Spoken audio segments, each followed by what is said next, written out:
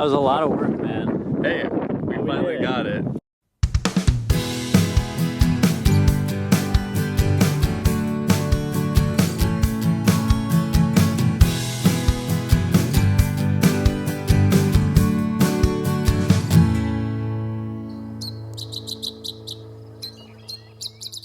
I'm in Louisiana to try and see as many species as possible. My initial goal was to find 100 different birds, but with Derek taking me to all of the best places, at the end of day 4, I already had 118. On day 5, we headed out to one of the coolest places in the state for birding. We're going coastal. Yep, we're taking Ryan to Grand Isle today, and I haven't been here since Hurricane Ida, but I heard that it got hit really bad.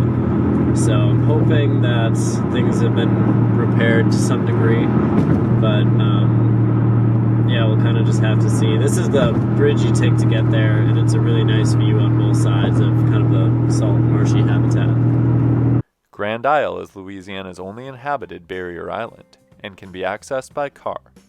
Situated in the Gulf of Mexico, this island is a fantastic place for birds, especially during migration. Sadly, its location also makes it susceptible to hurricanes.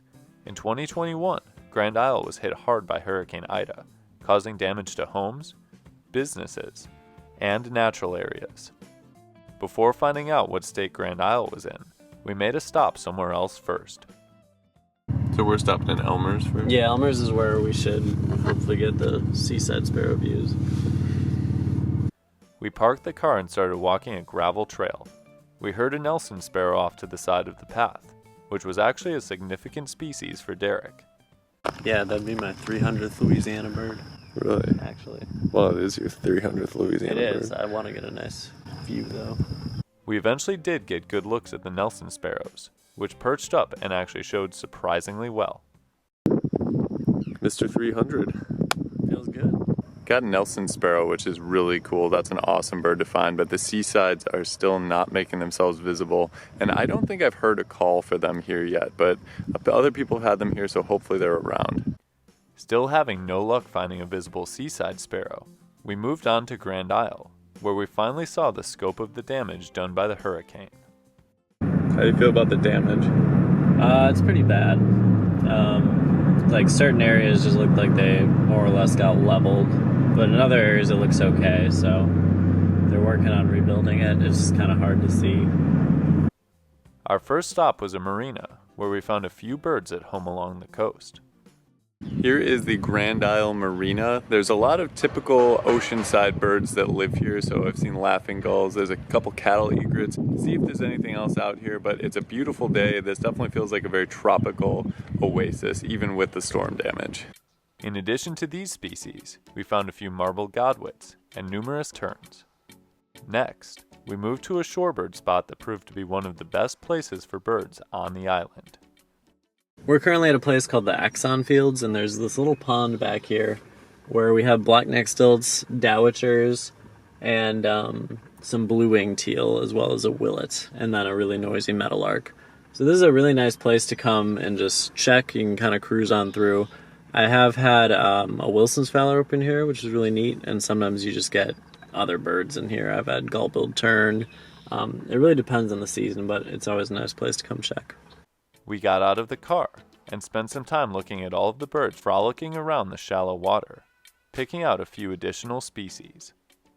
Here at the Exxon Fields, we found a really nice group of American avocets. Probably the best looks we've gotten for all of the time Ryan's been down here, and there's some black-necked stilts mixed in, some black-bellied whistling ducks as well. I really love the bill on the avocets. It's just so elegant, and actually more are coming in right now, so we're going to have a pretty large group here. Next, we headed to a forest, where we hope to find some migratory species. We're in the forest on the island, and it's a really cool area because there's a lot of live oaks, so it's pretty thick in here, and I have heard some warblers calling, but haven't gotten firm looks at anything yet. But we'll explore it for a little bit, see if anything pops up, and take it from there. While the woods were beautiful, they were also very quiet, as we only found a few birds, including a blue jay and a loggerhead shrike. Having limited success in the forest, we returned to the coast, cruising around and searching for any new birds for the trip. we spotted a little blue heron in a salt marsh and sanderlings at a beach. Eventually, we left Grand Isle and found ourselves back at Elmer's Island.